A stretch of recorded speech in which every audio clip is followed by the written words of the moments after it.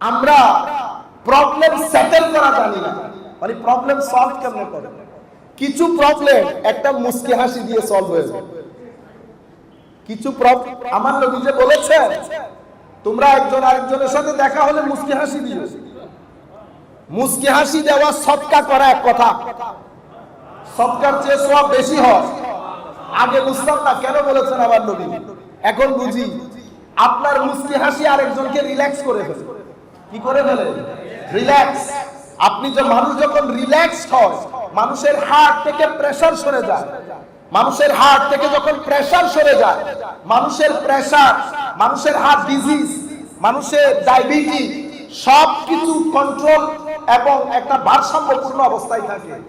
পুরো সিচুয়েশনের পেছনে আপনার একটা মুস্কি হাসি, আপনার একটা মুস্কি। সেই মুস্কি হাসিটা আমরা দিতে জানি। আমাদের অহংকারের ঠেলায় ঠিক না যে এক দুই কিতাব পড়তে পারছে, দুই কিতাব যে পড়তে পারছে, কিতাব তার উপর সওয়ার হইছে, কিতাব তার উপর সওয়ার হইছে। এই যে আমাদের নিজাম এই কাজটা করেছে, এটা এক দুই দিনের কাজ না। যিনি লিখেন উনি জানেন এটা একটা হিস্টোরিক্যাল কাজ।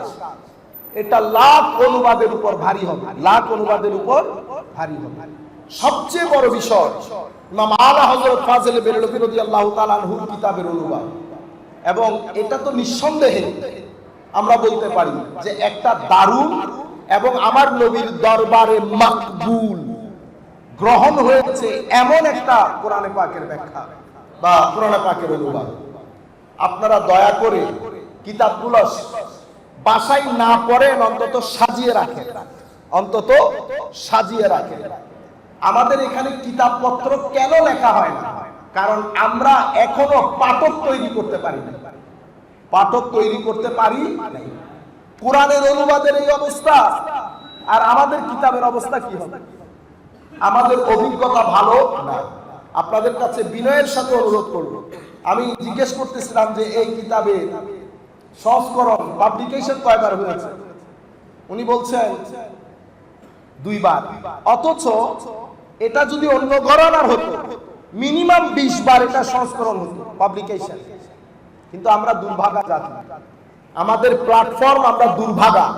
আমরা সবাই কেউ খালি না,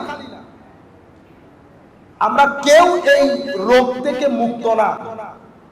আমরা একজন আরেকজন, একজনকে নিজাম আমাদের জুনিয়র, 2-3 বছরের জুনিয়র। এখন সে কিন্তু আর আগের জায়গায় নাই, সে একটা মাদ্রাসার মুহাদ্দিস। এটা আমার মাথায় রাখতে হবে না? মাথায় রাখতে হবে না? আমাকে সম্মান দেখাইতে হবে না? এখন আমি যদি বলি এটা হবে, এই জিনিসটা আমাদেরকে নষ্ট করে দিয়েছে, আমাদেরকে নষ্ট করে দিয়েছে। আমরা বাইরের বিষয়গুলোকে যেভাবে পাকড়াও করি, আমাদের নিজের বিষয়গুলোকে তার চেয়ে বেশি করে পাকড়াও করি। এই কারণে দূরত্বের তৈরি হয়েছে। এই কারণে আমাদের মাহৌল নষ্ট হয়ে গেছে, আমাদের এনভায়রনমেন্ট নষ্ট হয়ে গেছে। আমরা প্রবলেম সেটেল করা জানি না, মানে প্রবলেম সলভ কেমনে করে। কিছু প্রবলেম একটা মুস্কি হাসি দিয়ে সলভ হয়ে যায়। কিছু প্রবলেম আমার নবী যে বলেছেন, তোমরা একজন আরেকজনের সাথে দেখা হলে মুস্কি হাসি দিও। মুস্কি হাসি দেওয়া সদকা করা এক কথা, সদকার চেয়ে সওয়াব বেশি হয়। আগে বুঝতাম না কেন বলেছেন আমার নবী, এখন বুঝি। আপনার মুস্কি হাসি আরেকজনকে রিল্যাক্স করে ফেলে। কি করে ফেলে? রিল্যাক্স।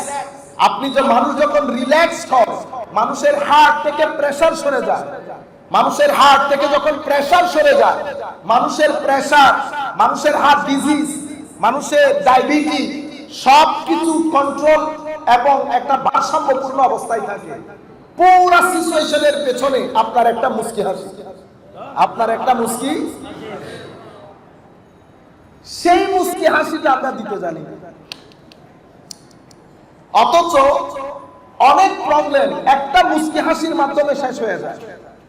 অনেক সমস্যা একটা টেলিফোনিক হ্যালো কেমন আছেন এতটুকুনের মধ্যে শেষ হয়। অনেক সমস্যা কাঁধে হাত রেখে যদি জিজ্ঞেস করেন সমস্যাটা কি, বলেন আছি তো, এখন বেঁচে আছি। যেই সমস্যাগুলাই 2-3 বাক্য দিয়ে শেষ হয়, সেই সমস্যাগুলোর জন্য আমরা ভিডিও তৈরি করি।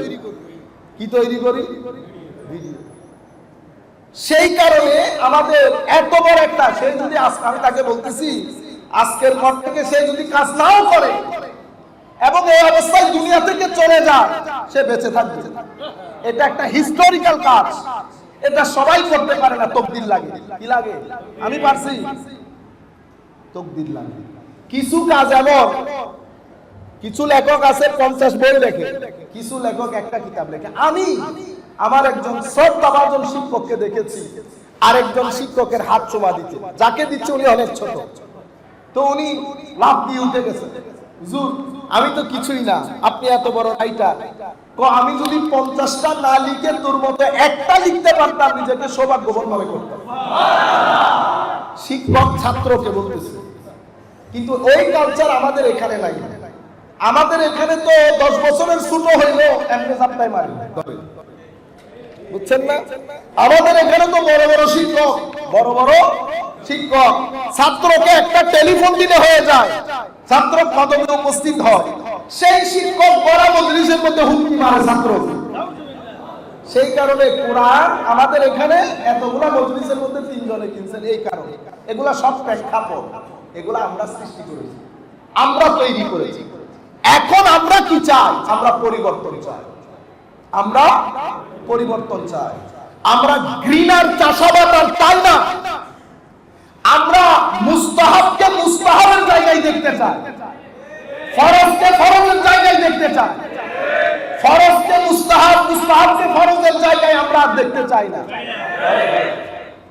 কিছুদিন আগে এক অনুষ্ঠানে ছিলাম, সুন্নিয়তকে ডিফাইন করতে করতে করতে এখন এতটুকুনের মধ্যে নিয়ে এসেছি, আপনি বলতেছেন নিজাম সাহেব হুজুরকে মানলে আপনি সুন্নি, ইনাকে না মানলে আপনি সুন্নি না, মানে এতটুকুনের মধ্যে নিয়ে আসছি। ও সুন্নিয়তের ডেফিনিশন আপনাকে দিতে হবে, আপনি দিবেন? কে দিবে?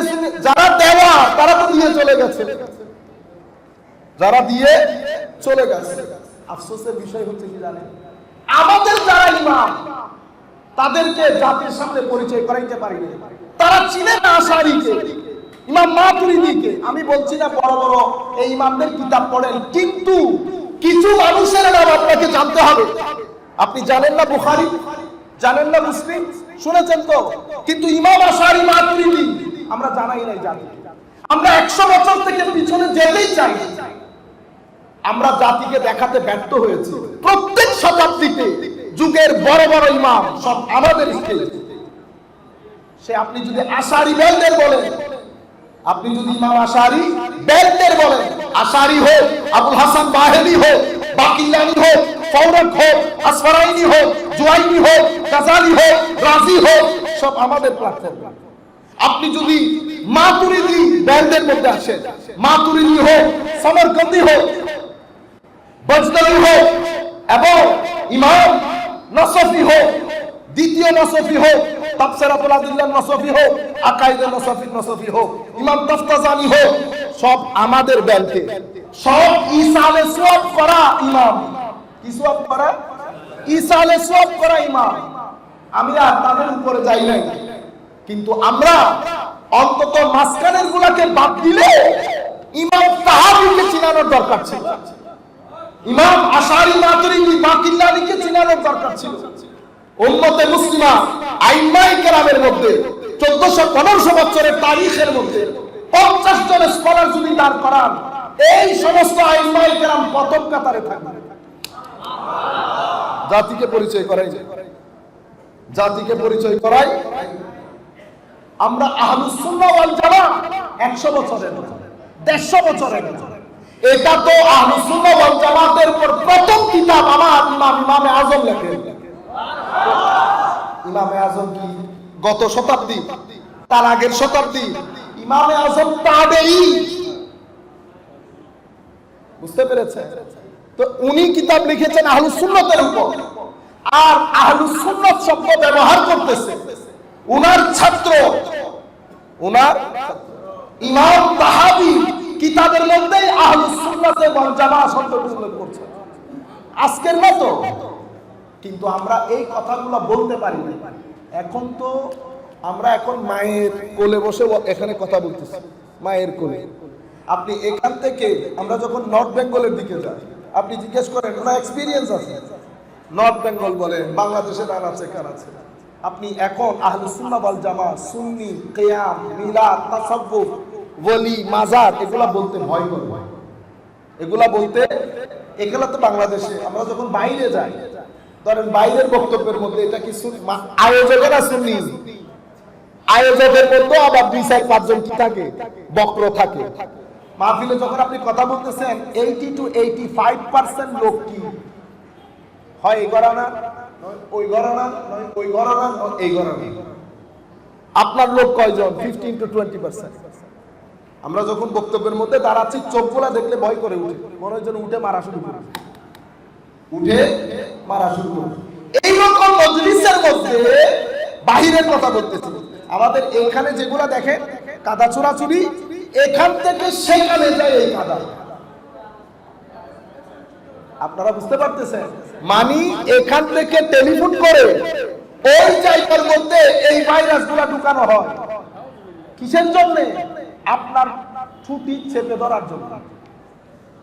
আমরা সেই লোক, সেই কারণে এই কোরআন আপনারা মাত্র 5-6 জন সংগ্রহ করেছেন।